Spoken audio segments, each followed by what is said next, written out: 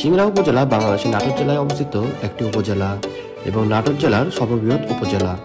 এই এলাকাটি মোট 12টি ইউনিয়ন নিয়ে গঠিত। এই উপজেলায় গ্রামের সংখ্যা 439টি এবং মৌজা 447টি। উপজেলাটি বর্তমানে শিক্ষা ও সংস্কৃতির দিক থেকে খুব অগ্রসর হচ্ছে।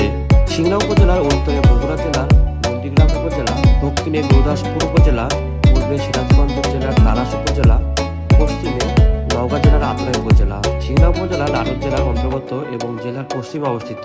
এর মোট আয়তন 531 বর্গ কিলোমিটার। এই উপজেলার মোট 12টি ইউনিয়ন, 449টি মৌজায় 439টি গ্রাম রয়েছে। মোগল আমলে এলাকার চলন বিলে একটি ফল পাওয়া যেত, যে ফলের কারণে এলাকার নাম রাখা হয় সিংড়া চলন বিল। কালের বিবর্তনে এর নাম সিংড়ায় রূপান্তরিত হয়। বর্তমানে সিংড়া নাটোর জেলার সবচেয়ে বড় উপজেলা। 1998 সালে উপজেলা সদর নিয়ে সিংড়া পৌরসভা গঠিত হয়। সিংড়া উপজেলা নাটোর জেলা সদর হতে প্রায়